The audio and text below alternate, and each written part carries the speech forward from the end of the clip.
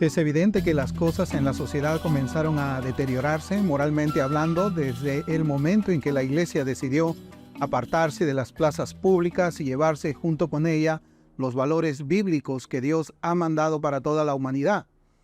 La Iglesia abandonó la cultura para dejar el espacio libre al secularismo que trae consigo sus cosmovisiones ateas, comenzando por el énfasis en la libertad individual y que terminaron permeando todas las áreas de la vida fuera de los templos evangélicos. Las cosas son cada vez peores. Vivimos tiempos más difíciles de los que vivieron los cristianos hace 30 años y de aquí a 20 años en adelante las cosas se pondrán más malas, moralmente hablando. Y la consecuencia será que los hijos de los cristianos, junto con los hijos de los incrédulos, vivirán prácticamente en Sodoma y Gomorra. Y por alguna razón extraña, son muchos los creyentes genuinos que creen que sus hijos no serán alcanzados por esta ola de inmoralidad en ningún sentido. Pero esto no es del todo cierto ni exacto. Cuando hablo con los creyentes adultos, veo la gran preocupación que ellos tienen en cuanto a sus hijos que van creciendo y asistiendo a las escuelas públicas o privadas o están yendo a estudiar a las universidades. Y la preocupación de estos padres comienza cuando se dan cuenta que el pensamiento de sus hijos va cambiando hacia el progresismo. Hasta otros creyentes cuyos otros hijos, quienes alguna vez fueron de pequeños a la escuela dominical de la iglesia, ellos pues terminaron en las garras de la homosexualidad y el lesbianismo. Y estos son hechos reales.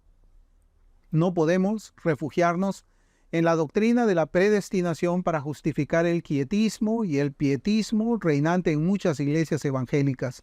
Tampoco para tratar de calmar nuestras conciencias teologizadas y decir, al parecer mi hijo o mi hija no estaban contados entre los escogidos del Señor.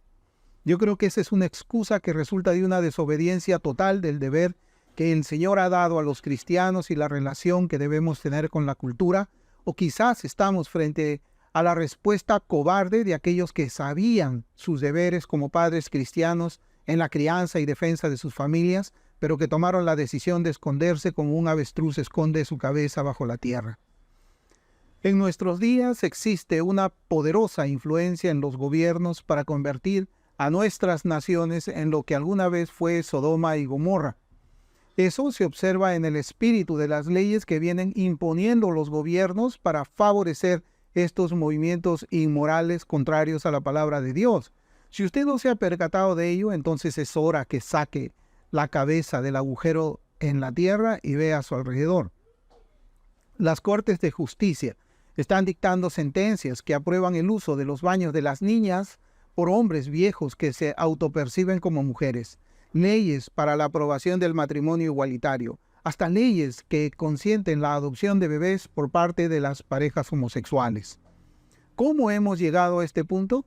Ya lo dije, la Iglesia le dejó el camino libre a Satanás y sus emisarios. Lo triste es que la Iglesia se agradó mucho de que el secularismo le diese su aprobación por esta acción que en el fondo es cobarde y traicionera. Cuando he conversado sobre el tema de 1. La sodomía rampante en nuestros días, 2. De la intervención del gobierno para imponerla en las sociedades y 3. De los deberes que Cristo le ha dado a cada uno de sus redimidos, yo hago a los profesantes las siguientes 2 preguntas. 1.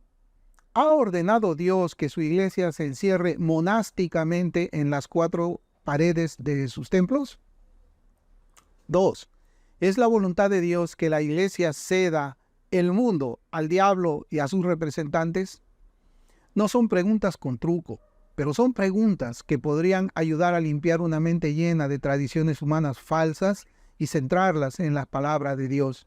Si la respuesta es afirmativa para cualquiera de estas 2 preguntas, entonces estamos diciendo que el cristiano no debería ser la sal de la tierra, como dijo el Señor en Mateo 5:13. Y eso nos convierte en rebeldes para Dios. Ser la sal de la tierra es una misión diferente al de la predicación del Evangelio. Ser la sal de la tierra implica acciones piadosas para evitar la podredumbre moral de la sociedad. De allí que el puritano John Trapp dice, como la sal impide que la carne se pudra, así hacen los santos con el mundo, y por eso son esparcidos arriba y abajo, aquí uno, allá otro, para impedir que el resto se pudra. Vosotros sois la sal, no la miel, la sal que causa ardor en las heridas. Fin de la cita. Entonces solamente quedan dos opciones. Uno, o somos la sal, o dos, somos insípidos. No hay terreno medio, y si somos insípidos, entonces solamente servimos para ser desechados y pisoteados por los incrédulos, y esto es algo que ya viene sucediendo. Los incrédulos se burlan de Cristo y tratan con desprecio a su iglesia. ¿Por qué estamos como estamos y vamos para peor? Porque la iglesia del Señor le ha cedido su lugar en el mundo al secularismo ateo, lo que implica ser gobernados por una mayoría de secularistas ateos. La mayoría de los presidentes son secularistas ateos, como casi todos los congresistas, ministros y jueces en el mundo. Así que los cristianos debemos esperar que las cosas se pongan mucho peor para nuestros hijos si es que no salamos la tierra. Lo grave de esta situación es que los propios profesantes cristianos quieren ser gobernados por esta clase de personas, quieren que los ateos seculares los gobiernen y en el mejor de los casos ser gobernados por conservadores ateos, quienes por causa de sus corazones malvados serán duros con el pueblo de Dios y con los hijos de ellos. Solamente recordemos las advertencias dadas por Dios a los israelitas que le pidieron un rey como tienen todas las naciones. Primer libro de Samuel, capítulo 8, versículos del 10 al 22. Claro que ninguno de la gran mayoría de pastores dirá que quiere ser gobernado por un secularista ateo, pero en los hechos, cuando ellos enseñan que la política es sucia y ningún creyente debe participar en ella, ¿cuál es el mensaje que están entregando? Pues eso mismo, que los seculares impíos o conservadores ateos gobiernen sobre los hijos de Dios aquí en la tierra. Eso significa que la iglesia prefiere a un hijo del diablo imponiéndole sus leyes injustas aquí en la tierra, antes que un hijo de Dios traiga paz y justicia a nuestro alrededor. Si los cristianos no ponemos a los hijos de Dios para que gobiernen una nación, entonces los hijos del diablo estarán allí. No hay término medio. Así que cuando los creyentes dicen que los cristianos no deben participar en la política, lo que ellos están pidiendo son gobernantes impíos para la destrucción de ellos mismos, de sus hijos y para la persecución de la iglesia de Cristo.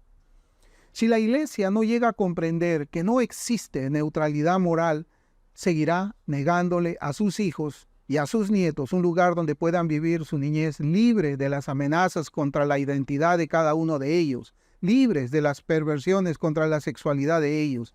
No hay neutralidad. Estamos en guerra y las escrituras dicen lo siguiente: estando Josué cerca de Jericó, alzó sus ojos y vio un varón que estaba delante de él, el cual tenía una espada desenvainada en su mano. Y Josué, yendo hacia él, le dijo: ¿eres de los nuestros o de nuestros enemigos? Josué 5:13. Estamos en guerra y no hay neutralidad. ¿Eres de los nuestros o de nuestros enemigos? Como puede ver, solamente existen dos posibilidades en cuanto a los gobernantes de una nación. Uno, o los cristianos vivimos bajo la inmoralidad que los impíos nos quieren imponer, o dos, los impíos vivirán bajo la moralidad que establece la palabra de Dios. La Biblia lo dice de esta manera: cuando los justos gobiernan, el pueblo se alegra, pero cuando los perversos están en el poder, el pueblo gime. Proverbios 29:2. ¿Cómo puede ser esto posible si se le prohíbe participar en política a un cristiano? ¿Cómo?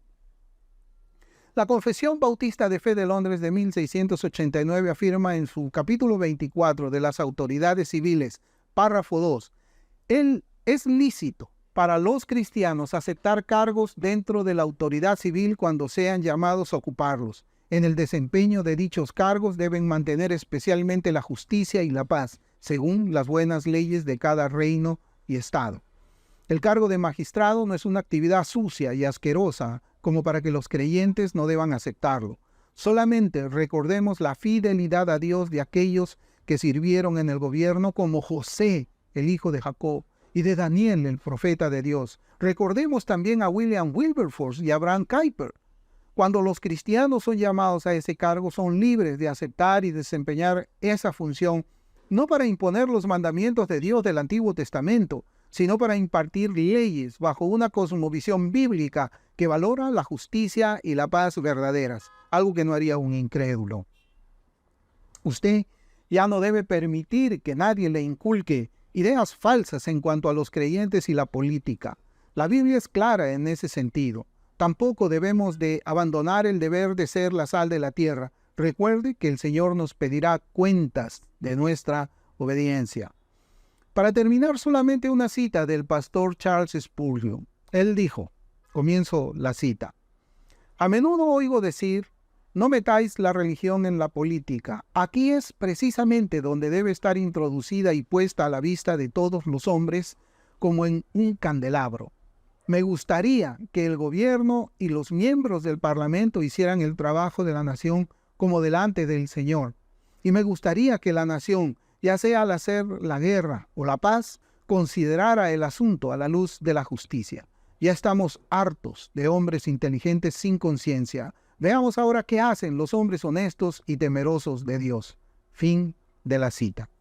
Estudie las Escrituras, estudie la historia de la Iglesia, estudie las confesiones antiguas y aprenderá la importancia de este tema para los creyentes, resaltando la necesidad de gobernantes cristianos para que las libertades dadas por Dios sean aseguradas para todos los hombres. Es un tiempo que nuestra luz debe brillar delante de los hombres, para que vean nuestras buenas obras y glorifiquen a nuestro Padre que está en los cielos.